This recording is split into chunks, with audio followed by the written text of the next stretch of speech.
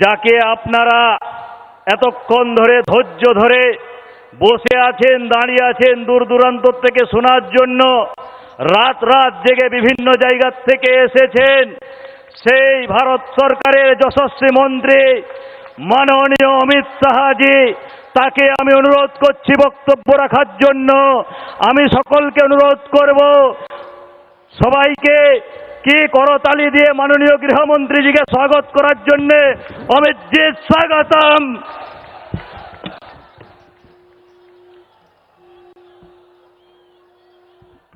मेरे साथ बोलिए, भारत माता की। क्यों भाई, बंगाल वालों की आवाज को क्या हो गया है? 24 में मोदी जी को प्रधानमंत्री बनाना है या नहीं बनाना है? जोर से बोलिए, बनाना है या नहीं बनाना है?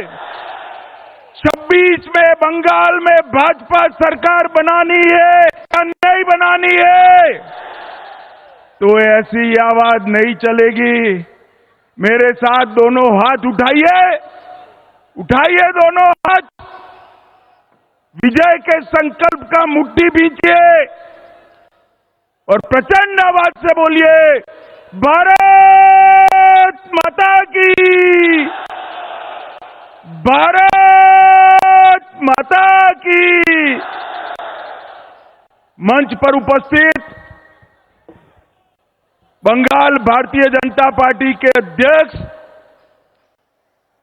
श्रीमान सुकांतो मजमुदार, बंगाल में विपक्ष के नेता और भाजपा के वरिष्ठ नेता श्रीमान शुभेंदु अधिकारी जी,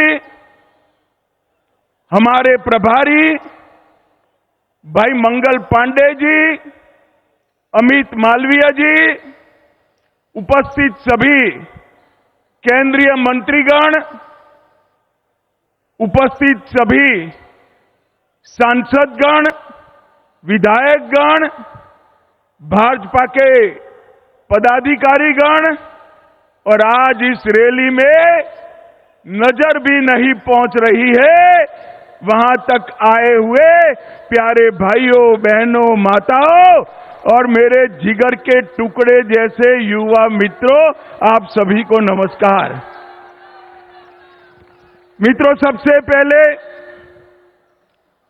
धर्मताला की इस पवित्र भूमि को, बंगाल की इस पवित्र भूमि को, जिस भूमि ने हमेशा भारत का दिशा दर्शन करने का काम किया, ये बंगाल की पवित्र भूमि को प्रणाम कर कर मेरी बात की शुरुआत करना चाहता हूं।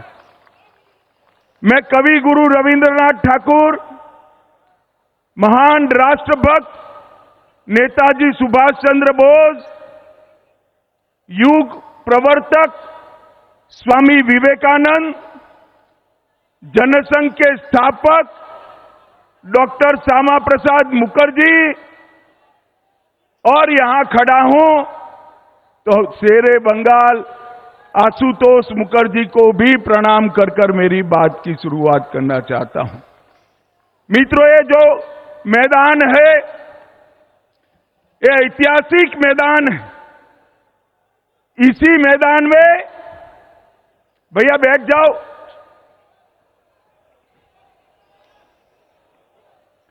इसी मैदान में सोहरावर्दी ने डायरेक्ट एक्शन का कॉल दिया था और यहीं पर महान गोपाल मुखर्जी ने इसका सामना करने का कॉल दिया था।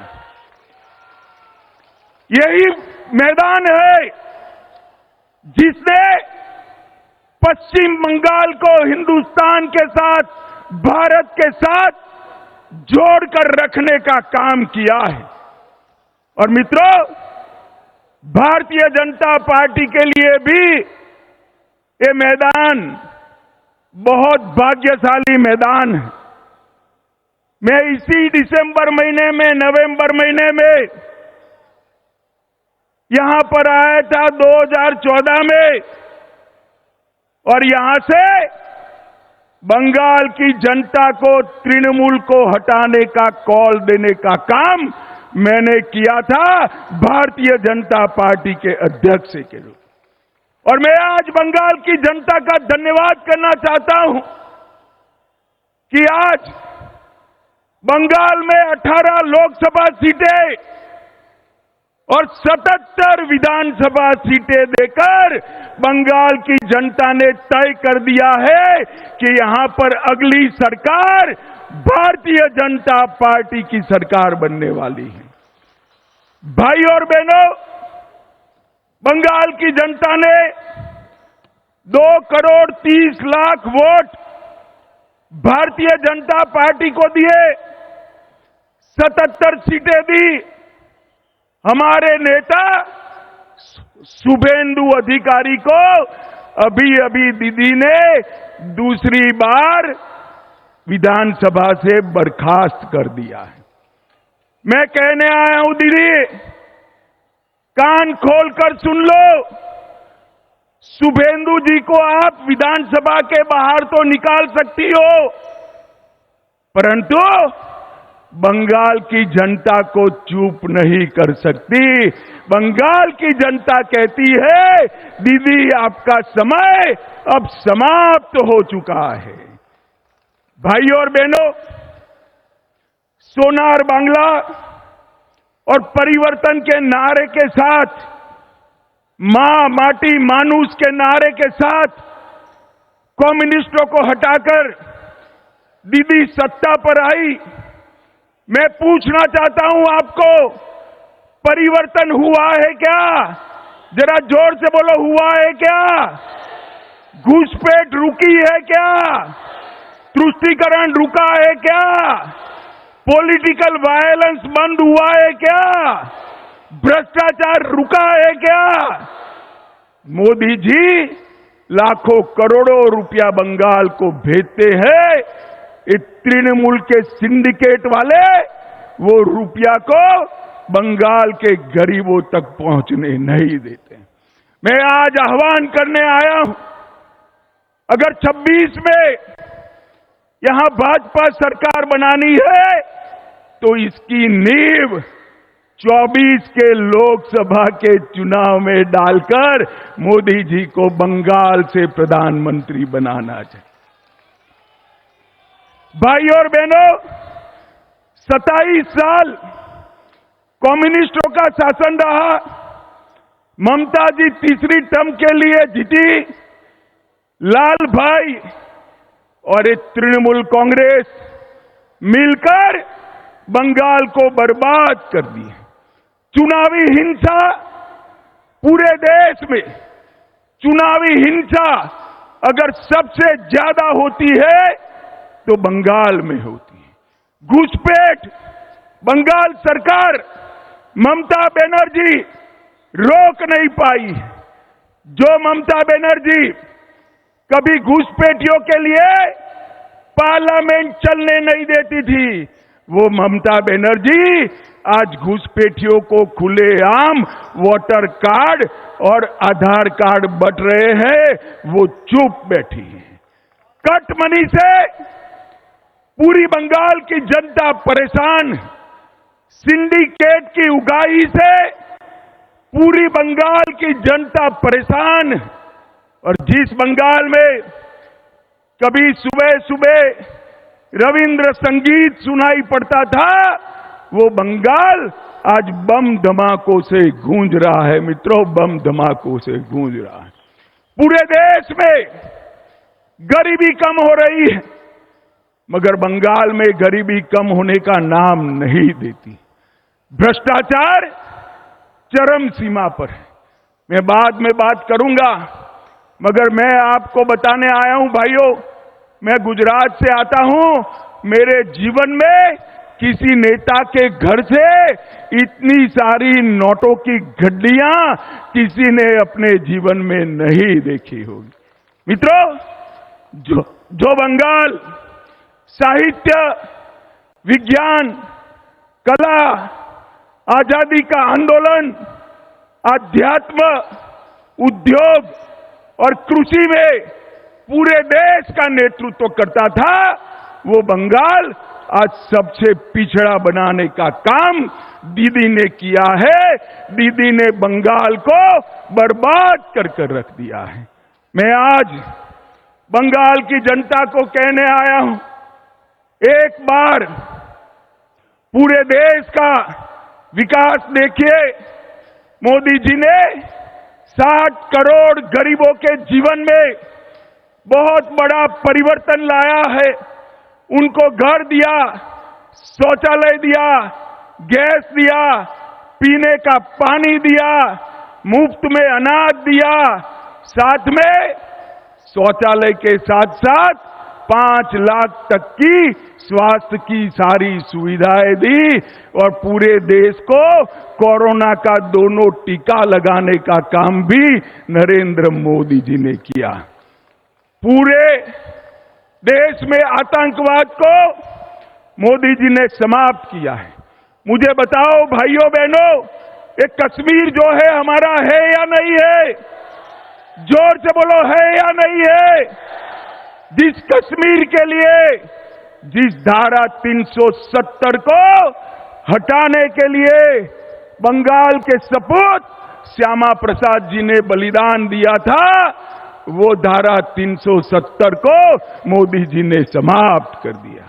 वामपंथी उग्रवाद को नकेल कसकर समाप्त करने का काम मोदी जी ने किया। भारत के तिरंगे को चंद्रयान के माध्यम से चंद्र पर पहुंचाने का काम नरेंद्र मोदी जी ने किया।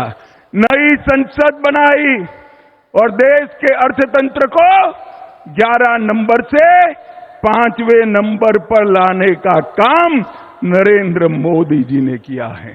और मुझे बताओ बंगाल वालों, अयोध्या में राम मंदिर बनना चाहिए या नहीं बनना चाहिए? दूर तक जोर से बोलो, बनना चाहिए या नहीं बनना चाहिए? एक कांग्रेस पार्टी और ममता बनर्जी सभी लोग इकट्ठा होकर राम मंदिर को रोक कर रखे थे। मोदी जी ने 2019 में इसका भूमि पूजन किया और 22 जनवरी 2024 को मोदी जी इसका प्राण प्रतिष्ठा करने वाले हैं। मेरे साथ जोर से बोलिए, जय श्री राम, जय जय श्री राम। मित्रों, मोदी जी ने देश को हर क्षेत्र में आगे बढ़ाने का काम किया है। और यहां क्या हुआ? राजनीतिक हत्याएं, लगभग 212 भाजपा कार्यकर्ताओं की हत्या हुई। मैं दीदी को कहकर जाता हूं, हम भाजपा वाले हैं, हमारा कार्यकर्ता हमारा भाई से बढ़कर होता है, भाई से बढ़कर होता है। दीदी, भाजपा कार्यकर्ताओं की हत्या की है देश भर का और पूरे बंगाल का एक एक कार्यकर्ता इसका बदला लेने के लिए तैयार है। आप मेरी बात याद रखना। 2026 में जब चुनाव होगा तब मालूम पड़ेगा कि किस प्रकार से राजनीतिक हत्या का वोट देकर बदला दिया जाता है। मित्रों, बंगाल को पूरे भारत के अंदर भ्रष्टाचार के कारण बदनाम करने का काम ममता बनर्जी की सरकार ने किया। ज्योतिप्रिय मलिक, अनुव्रत मंडल, पार्थ चैटर्जी, चाहे गाय तस्करी हो, चाहे कोयला तस्करी हो, चाहे भर्ती घोटाला हो, अरबों खरबों रुपया बंगाल की जनता का इन्होंने खाया है। और मैं ममता बनर्जी को आज कहकर जाता हूं, अगर आप में हिम्मत है तो ज्योतिप्रिय मलिक, अनुव्रत मंडल और पार्थ चैटर्जी को तृणमूल कांग्रेस से सस्पेंड कर दिखाइए तो बंगाल की जनता मानेगी। वो नहीं कर सकती। हर रोज दुर्गा का स्तवन कर रही है कि तीन कहीं भतीजे का नाम न बता दे, भतीजे का नाम न बता दे। जो खुद मिले हुए हैं, वो बंगाल को भ्रष्टाचार से मुक्त नहीं कर सकते हैं। मित्रों, इतने सारे भ्रष्टाचार हुए हैं कि संसद की पवित्रता को भी तृणमूल कांग्रेस के सांसदों ने समाप्त कर दिया। भेंटे लेकर, सौगादे लेकर सवाल पूछने वाले सांसद और वो पार्टी बंगाल और भारत का भला कर सकती है क्या? जोर से बोले, कर सकती है क्या? भाई और बहनों, अवैध घुसपैठ चरम सीमा पर। आसाम की जनता ने भाजपा सरकार बना दी। आसाम की सरहदों से परिंदा भी पैर नहीं मार सकता। और बंगाल में सोशल मीडिया पर कोई रख रहा है कि अगर घुसपैठ कर आए हो और आधार कार्ड चाहिए, वोटर कार्ड चाहिए, तो इस नंबर पर संपर्क करिए। बंगाल पुलिस चुप। मुझे बताओ भाइयों बहनों, जिस राज्य में इतनी घुसपैठ होती हो, वहां कभी विकास हो सकता है क्या? जोर से बोलो, हो सकता है? और इसीलिए ममता बनर्जी सीएए का विरोध कर रही है, सीएए कर नहीं दे। मगर मैं आज इस सभा में कहकर जाता हूं, ममता दीदी, सीएए देश का कानून है, इसको कोई रोक नहीं सकता और हम सीएए को लागू कर रहेंगे। भाई और बहनों, जो वहां से आए हैं, वो सभी हिंदू भाइयों बहनों का इस देश पर इतना ही अधिकार है जितना मेरा और आपका अधिकार है। उनको अपने अधिकार से कोई वंचित कहीं नहीं कर सकता। मित्रों, ममता जी को मैंने कई बार पूछा, वो उल्टा हमें हिसाब पूछती है कि मोदी जी ने बंगाल के लिए क्या किया। ममता दीदी, आप मेरा भाषण जरूर सुन रही होगी। मैं हिसाब लेकर आया हूं, कान खोलकर सुन लीजिए, हिसाब लेकर आया हूं। जिस सरकार में आप मंत्री रही, यूपीए सरकार, जिस सरकार को आपने समर्थन किया, उसने 2004 से 14 में बंगाल को क्या दिया? ग्रांट इन एड और डिवोल्यूशन का सिर्फ 2 लाख करोड़ रुपया दिया। कितना दिया भाइयों बहनों, बोलो तो? और मोदी जी ने 2 लाख करोड़ के सामने 10 साल के सामने 9 साल में 6,70,000 करोड़ रुपया देने का काम नरेंद्र मोदी जी ने किया। और 1,80,000 करोड़ रुपया नरेगा में 3.5 गुना ज्यादा हमने दिया। आप धरना करती हो? जब आप मंत्री बनकर बैठी थी, मुख्यमंत्री बनकर सरकार का समर्थन कर रही थी, पैसा कम मिलता था।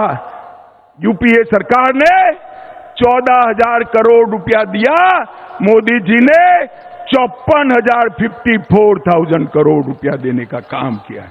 और नरेगा, ग्राम सड़क योजना, आवास योजना, आजीविका मिशन और नेशनल आजीविका मिशन में 1,80,000 करोड़ रुपया देने का काम भारतीय जनता पार्टी ने किया है।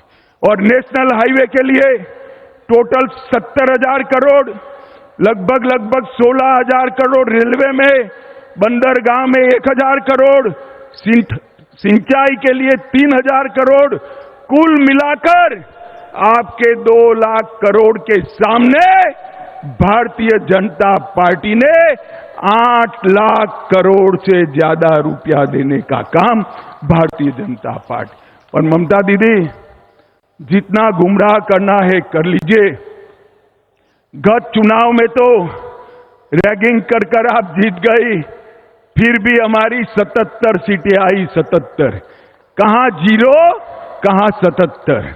और इस बार 26 में रैली देखकर मैं स्पष्टता से कहने वाला हूं कहने जाता हूं कि 26 के चुनाव में 2/3 बहुमत के साथ यहां पर भारतीय जनता पार्टी की सरकार बने। मगर इसके पहले 24 का चुनाव आ रहा है। आपने 19 में 18 सीटें दी थी।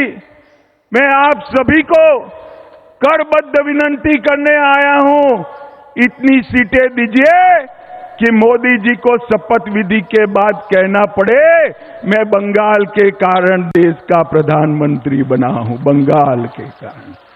भाई और बहनों, बंगाल का भला ये भ्रष्टाचारी परिवारवादी तृणमूल कांग्रेस नहीं कर सकती। बंगाल का भला एक कम्युनिस्ट नहीं कर सकते। और कांग्रेस पार्टी तो तृणमूल के शरण में गई हुई पार्टी है, वो बंगाल का भला नहीं कर सकती। बंगाल को आगे ले जाने का काम, बंगाल को सोनार बांग्ला बनाने का काम केवल और केवल मोदी जी के नेतृत्व में भारतीय जनता पार्टी कर सकती है और कोई नहीं कर सकता। भाई और बहनों, मुझे बताओ, ये भ्रष्टाचारी ममता सरकार को हटाओगे? जोर से बोलो अंत तक। भ्रष्टाचारी ममता सरकार को हटाओगे? 24 में मोदी जी को फिर से प्रधानमंत्री बनाओगे? 26 में 2/3 बहुमत से भाजपा सरकार बनाओगे? घुसपैठ रोकनी है। जोर से बोलिए, घुसपैठ रोकनी है। सीएए लाना है।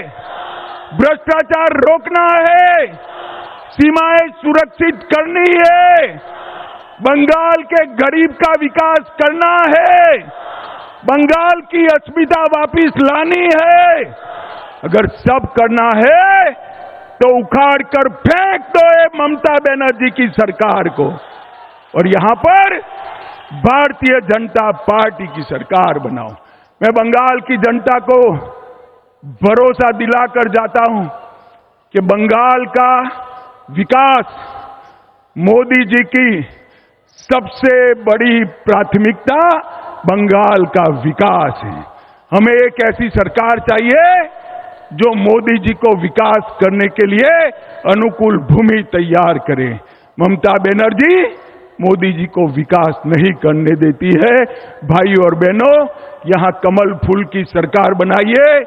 नरेंद्र मोदी के नेतृत्व में भाजपा सरकार बनाइए और 24 में फिर से मोदी जी को प्रधानमंत्री बनाइए। यही मेरा आप सबसे अभ्यर्थना है। नमस्कार। मेरे साथ बोलिए, दोनों हाथ ऊपर करिए जरा, अंत तक, पीछे तक, दोनों हाथ ऊपर करिए और प्रचंड आवाज से बोलिए, भारत माता की, भारत माता की, वंदे वंदे वंदे, भारत माता की।